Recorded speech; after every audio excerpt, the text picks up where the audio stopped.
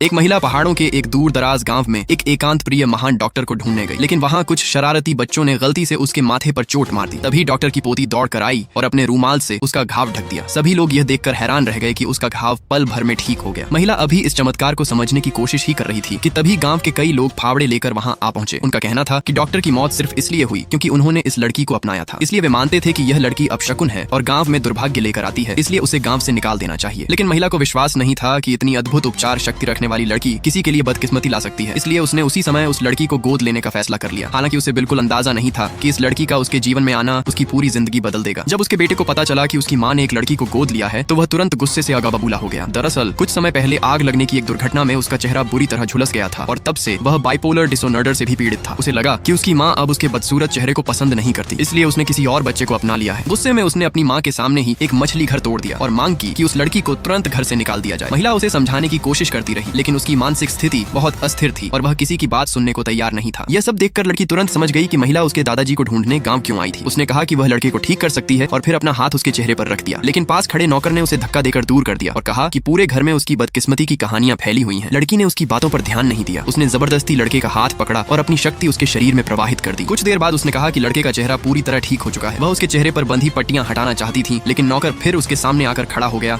और बोला कि वह झूठ बोल रही है। अपनी बात साबित करने के लिए लड़की ने नौकर को जोर से धक्का देकर गिरा दिया और एक ही झटके में लड़के के चेहरे की सारी पट्टियां उतार दी। जब महिला ने अपने बेटे का चेहरा साफ देखा तो वह हैरानी से स्तब्ध रह गई। अगला पार्ट देखना है तो कमेंट में यस जरूर लिखें।